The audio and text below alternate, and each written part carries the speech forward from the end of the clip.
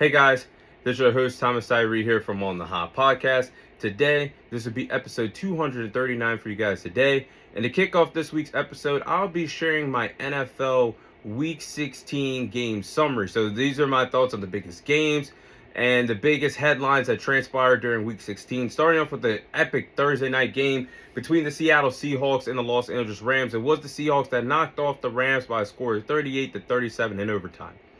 Now, this game between the Seahawks and the Rams was one of the best games of the NFL season thus far.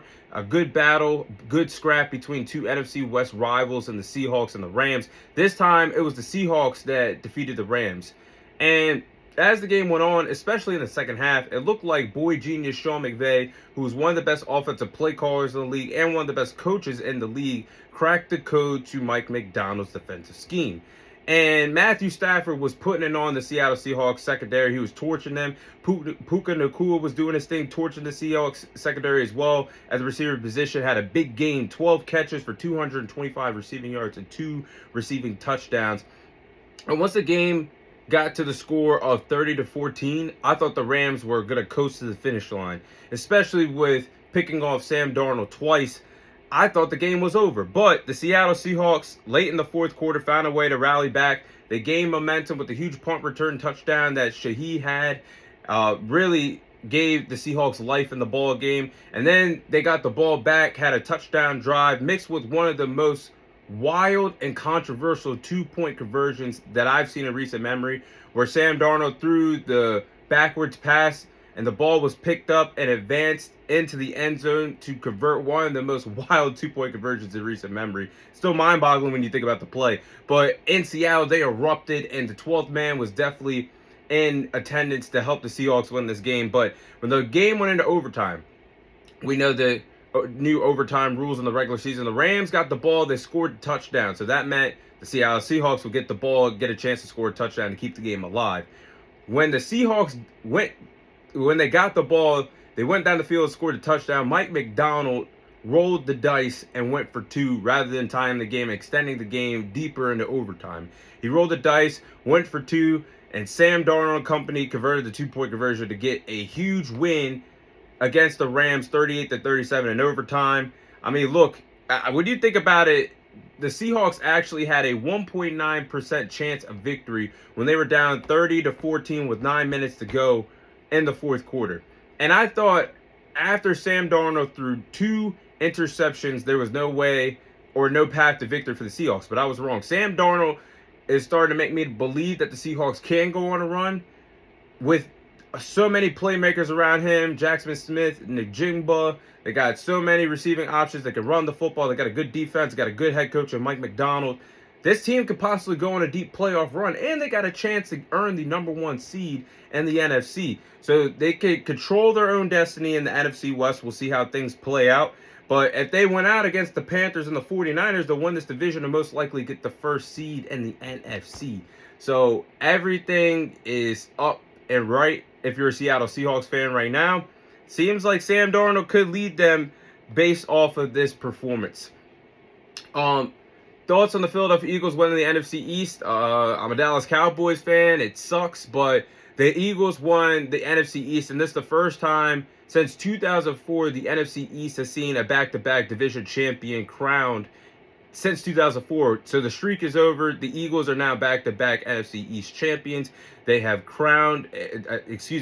they have earned a playoff spot in the NFC this year and have eliminated the Dallas Cowboys from playoff contention. The Saturday night game, you had the Chicago Bears defeat the Green Bay Packers by a score of 22-16 in overtime. Now, this was a fun Saturday night game between the Chicago Bears and the Green Bay Packers. Good NFC North scrap between two teams that hate each other, and it's arguably one of the best rivalries in the National Football League. I mean, this game was dramatic. Early on in the first half, the Packers lost Jordan Love, their starting quarterback, due to a concussion injury, unfortunately. But Malik Willis actually did step up well and played well to help the Packers potentially win this game. They ran the ball. The Packers ran the ball well for a total of 192 rushing yards. It was one hell of an effort by the Packers. But even though the Packers defense despite losing Micah Parsons, they played well for 3/4 of this ball game. And they even had Caleb Williams contained up in a box. He couldn't really do anything in the first 3/4. They did a good job putting the pressure on him, and you could tell that Caleb Williams was not going offensively the way that he wanted to as the game went on. But in the fourth quarter, that's when Caleb Williams stepped up for the Packers. They recovered the onside kick late in the ball game, and when they went down the field, they tie the game, they forced the game into go to overtime. Then it came down to the situation where the next score won. Caleb Williams got the ball in his hands, threw that deep, picture-perfect ball to DJ Moore to connect for a game-winning touchdown. Man, it's so amazing to see the growth of Caleb Williams in his sophomore season. It shows that personnel matters in the NFL. You need a good head coach. He's got a good head coach, a good play caller in Ben Johnson. He's got a good offensive line protecting him. He's got a good defense to depend on when he's not on the field. So everything's going right with the Bears. They're 11-4, and they control their own destiny to win the NFC North this NFL season. So you like to see it if you're a Chicago Bears fan. Next game, you had the Buffalo Bills defeat the Cleveland Browns by a score of 23-20. Now, this was a good scrap between the Buffalo Bills and the Cleveland Browns. The Browns nearly pulled off a huge upset victory at home, but it wasn't enough, and the Bills won their fourth straight game in the NFL season right now. I mean, the running game for the Buffalo Bills was tremendous, and the running game for the Bills kept them alive in this ball game because James Cook was cooking, had 117 rushing yards, 2 rushing touchdowns. As a team, they ran the ball well for 164 rushing yards. The great blocking downfield by the wide receivers, and it was good that the Buffalo Bills could depend on the running game due to the fact that Josh Allen might have been a little banged up in this game, but they still pulled it out and did everything they were supposed to do offensively. So good collective effort, but mistakes hurt the Cleveland Browns in this game. 2 interceptions that Shedeur Sanders threw. One of them bounced off of the receiver's chest, a catch that the receiver was supposed to have, but it happens. You had the botched snap before halftime to possibly put up 3 more points to help you stay afloat in this ball game. That didn't happen, and they couldn't move the ball down the field late in the fourth quarter to extend the game with a game-winning tie, or game-tying field goal to possibly force the game into overtime or have a game-winning drive. So another learning curve for Shedeur Sanders, another learning curve for the Cleveland Browns, but a big win for the Buffalo Bills to extend their winning streak to 4 games. Oh, next game. The Chargers defeated the Dallas Cowboys by a score of 34-17. Now, the Chargers did exactly what they were supposed to do on the road against the Dallas Cowboys. They dismantled them, they dominated them, they pushed them around, they showed that they were the more physical team, and they clearly wanted to win the game more than the Dallas Cowboys. And they won on the road, they extend their winning streak, and they outplayed the Dallas Cowboys on both sides of the ball, offensively and defensively in this game. Again, you look back at this game, the Dallas Cowboys had a strong first half. If you guys remember, heading into halftime in this game, the score was 21-17 in favor of the Los Angeles Chargers. Still a winnable game for the Dallas Cowboys playing at home. But the defense could not get a stop. They can't stop a cold, and I'm convinced that they are one of the worst defensive units in football alongside the likes of the Las Vegas Raiders and the Cincinnati Bengals. This defense is just horrible, led by Matt Eberflus. He needs to be fired as soon as the season is over.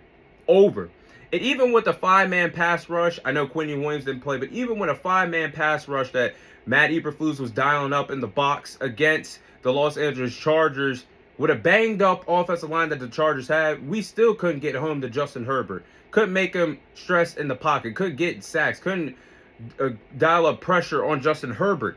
And Justin Herbert just slung it against our DBs. Even with Trayvon Diggs coming back, the man was on IR because he was trying to be a handyman at home, mount a TV up on the wall, but the TV fell on his head and he was out ever since with that concussion. But Justin Herbert was just slinging it against these DBs playing in man-to-man coverage. We just clearly didn't have the personnel to match up with the Chargers wide receivers. And we got shut out in the second half offensively. Dak Prescott looked good in the first half, but this offense was just shut down in the second half.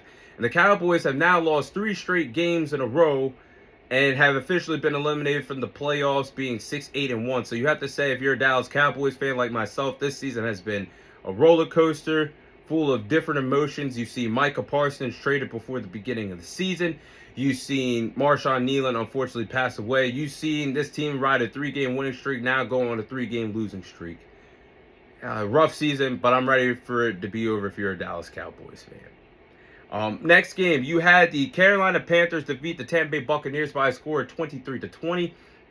Now, Bryce Young played well in this game and had 2 passing touchdowns. This is actually the first time since Cam Newton's MVP run that the Carolina Panthers have had first place in the NFC South. It's not official yet. They haven't won the division just yet. But the fact that it's been that long, we're talking 9 to 10 years since they had first place possession of the division for at some point. Like, that's crazy. But Baker Mayfield had a chance to be the hero late in this ball game, but threw a costly interception, and the Panthers sealed it up. And now they control their own destiny because all the Panthers got to do is just win out. If they beat the Seahawks next week, which is not going to be an easy game to win, but if they beat the Seahawks and the Bucs lose to the Dolphins, the NFC South is theirs, and they could possibly rest their starters Week 18 against the Bucs. Or if the Panthers lose to the Seahawks and the Bucs defeat the Dolphins, then we got a Week 18 possible Sunday night matchup where a winner gets home field advantage with the 4th seed as the NFC South champions. The loser is eliminated from the NFC playoffs and goes home to start their offseason Monday morning. So huge implications that could happen in the NFC South. Ooh, next game, you had the Jacksonville Jaguars defeat the Denver Broncos by a score of 34-20. Now, this was a shocker to me. And on paper, this was the best AFC matchup that we got of the weekend between the Jacksonville Jaguars and the Denver Broncos. But watching this game in the 4 o'clock slate on the East Coast, I was so proud of the way that the Jacksonville Jaguars played against the Denver Broncos on the road in a hostile territory. We're talking about the Jacksonville Jaguars going on the road to defeat the hottest team in the NFL that was riding an 11-game winning streak in the Denver Broncos. The Jaguars deserve their credit and their props for winning this game on the road. But Trevor Lawrence put on a show against one of the best defenses in the National Football League. They got one of the best defensive pass rushes, one of the best defensive lines and best pass rushes in the NFL. They got a good slate of DBs out there in Denver, but Trevor Lawrence put on a show. Had 4 total touchdowns, 3 passing touchdowns, 1 rushing touchdown, and despite getting sacked 5 times in the pocket, because the Denver Broncos were winning the battle in the trenches, their defensive line was winning the battle in the trenches against the Jaguars offensive line in the trenches. They played well, and I feel like Liam Cohen, their new head coach, has fixed Trevor Lawrence. This is a good year for Trevor Lawrence, the best year that he's had it since being a pro, being the former number 1 overall pick years ago in the NFL draft. This is the best that Trevor Lawrence has looked. So I'm very proud. And the Jacksonville Jaguars on defense actually stepped up against the Denver Broncos. They got 2 key stops, picked off Bo Nix twice, and held the Broncos to 20 points at home. That's impressive. And now, also I'll throw in this stat too. The Jaguars held the Denver Broncos to going 5 for 14 on 3rd down conversions, but this was a big statement on the road for the Jacksonville Jaguars. Now they're 11-4, and now could be jockeying in position to get the number 1 seed in the AFC. So we'll see what happens, but man, if you're a Jacksonville Jaguars fan, you got to be proud of this performance by your team on the road against the Denver Broncos. Ooh, next game, you had the Pittsburgh Steelers defeat the Detroit Lions by a score of 29-24. Now, this was a do-or-die game in Detroit Sunday between the Pittsburgh Steelers and the Detroit Lions. The loser of this game, their playoff host could be dangling by a thread. And it was the Pittsburgh Steelers that walked out on top in hostile territory against the Detroit Lions. But there was drama everywhere from start to finish in this ball game between the Steelers and the Lions. DK Metcalf literally punched a fan in the stands and paid the price for it. Got a pretty good fine by the NFL and has been suspended for the final 2 games in the regular season. So that could hurt the Pittsburgh Steelers. Drama there, but the Steelers did a good job offensively running the football. They ran the football down the Detroit Lions' throat, rushed for 230 yards as a collective unit, and the defense held it down to not allow the Lions to pull off the 4th quarter comeback victory. And I give the Lions a lot of credit because they worked their ass off to get that victory yesterday at home, but it wasn't meant to be. But I give them credit because Jared Goff was slinging the rock. He had 364 passing yards, 3 passing touchdowns, never quit until the final whistle for the Detroit Lions, trying to help them help keep their playoff hopes alive. But the Lions had 2 controversial touchdowns called back late in that game against the Pittsburgh Steelers, under 2 minutes in the red zone. I mean, you look back at it in the final drive, St. Brown scored the touchdown once the first time, he scored the touchdown the first time, but offensive pass interference was called on their rookie Isaiah. Now, when you look back at Isaiah, their rookie wide receiver, he was running the route, and the DB funneled into the route and collided with the other defensive back on the Pittsburgh Steelers, which allowed St. Brown to be wide open in the end zone for the first touchdown. That got called back for pass interference on Isaiah, their rookie. So now the Lions had to work their way back into the end zone to have a game-winning drive to score the game-winning touchdown. But then on the final play, more drama happened because, again, offensive pass interference was called. It looked like St. Brown was running his route, and he ran into Jalen Ramsey. Now, there's an argument on both sides that it was no offensive pass interference or it was offensive pass interference. Now, my thoughts on it was St. Brown was running towards Jalen Ramsey, but then I think Jalen Ramsey also sold it well, threw his hands up, which made the referees believe it could have been called a offensive pass interference. And as St. Brown was getting tackled, he pitched the ball back to Jared Goff. Jared Goff was on tackle, dove into the end zone. You would have thought it was a game-winning touchdown for the Detroit Lions. Referees reviewed it. Offensive pass interference. The play was over. Game was over. And the Detroit Lions suffered a crucial loss. And now they're 8-7, and their playoff hopes are dangling by a thread. They're going to need a lot of help to get into the dance this year. But one hell of a game Sunday between the Pittsburgh Steelers and the Detroit Lions. And the Sunday night game, more drama. The New England Patriots defeated the Baltimore Ravens by a score of 28-24. Now, this was a really good game between the New England Patriots and the Baltimore Ravens on Sunday Night Football, reliving their rivalry that they had in the 2010s, because we all know the Patriots and the Ravens always matched up against each other when it mattered most, late in the season in the 2010s, or in the playoffs, or in some AFC Championship games. The rivalry between Tom Brady, Julian Edelman, Bill Belichick battling against Joe Flacco, Ed Reed, Ray Lewis, etc. Man, you get nostalgia thinking about those moments in the 2010s between those two respective teams. But the rivalry got renewed on Sunday Night Football, and there was drama on both sides of the ball for both teams offensively. Lamar Jackson was ruled out for the second half of the game due to suffering a back injury, getting kneed in the back accidentally by a New England Patriots player. He was out. And then rookie running back Travion Henderson for the New England Patriots was ruled out due to a concussion. So both teams were missing 2 crucial offensive pieces for the second half of this ball game. But Drake May balled out. Oh my goodness. Talk about another quarterback that's having a good sophomore year. I think this is one of the best games that he had as a pro. He had 368 passing yards, 2 passing touchdowns, rushed the ball for 25 yards, and helped the New England Patriots overcome an 11-point deficit in the fourth quarter. The Patriots had a total of 435 offensive yards in this game against the Baltimore Ravens on the road at M&T Bank Stadium. But the Ravens, look back all the way to the start of the game. They had one of their best opening drives of the year, Statement, going down the field to score that touchdown with Derrick Henry running the football well.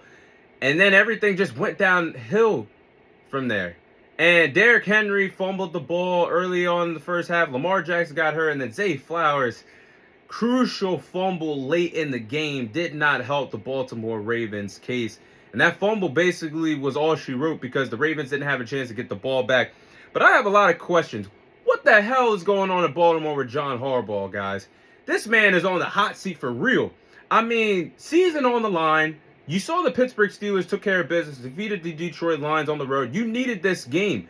It was already bad enough that Lamar Jackson went out due to a back injury, but Derrick Henry is your next best offensive player. Why the hell is he not on the field in one of the most important drives of your season? Why did Derrick Henry only play 24 snaps in this game against the New England Patriots? Why in the hell was he not out there for the final possession? Because in the 24 snaps that he played, he had 128 rushing yards with 2 rushing touchdowns. Put his ass in the game. I don't give a damn if Todd Monken is calling the game from the box or not, on the booth or not. You have the authority over the whole fucking team. Put your damn best player on the field if you don't see he's on the field. And honestly, another vent for the Baltimore Ravens, another rant. Honestly, Rodney Harrison hit it on the head during the Peacock post-game show about Lamar Jackson. I love me some Lamar Jackson. He's one of my favorite players to watch weekly and go to the games up in Baltimore, up in M&T Bank Stadium. But Lamar Jackson, I agree with it. He does have to take care of his body because this season he's dealt with a number of injuries. A hamstring injury, a knee injury, an ankle injury, a toe injury. He's been sick. Now a back injury. I mean, I agree with him. I agree with Rodney Harrison. He's got to reach out to these all-time greats to see how they took care of their bodies, how can he stay durable on the field, because he's not 23, 25 years old anymore. He's been in Baltimore for a long period of time. He's a two-time reigning MVP in this league. Your team needs you. You get paid the big bucks to be out there, Lamar. And you mean to tell me several times in his career throughout the month of December he's been unavailable, injured, hurt, sick? And last night, this was another reason why I believe a lot of fans are sick of Lamar in Baltimore. Because he could have, if the injury was as serious as it is, I take everything I said back. But if it's not, why the hell was he not out there with the season on the line, everything riding on the line to be out there with your guys? Now the Ravens had a 7% chance of going to the postseason. They're banking on Shedeur Sanders and the Browns to defeat the Pittsburgh Steelers to stay in the race. Wow, but those are my NFL Week 16 thoughts and game summaries on the biggest games of the biggest events that transpired during the NFL season, or during NFL Week 16 of the NFL season.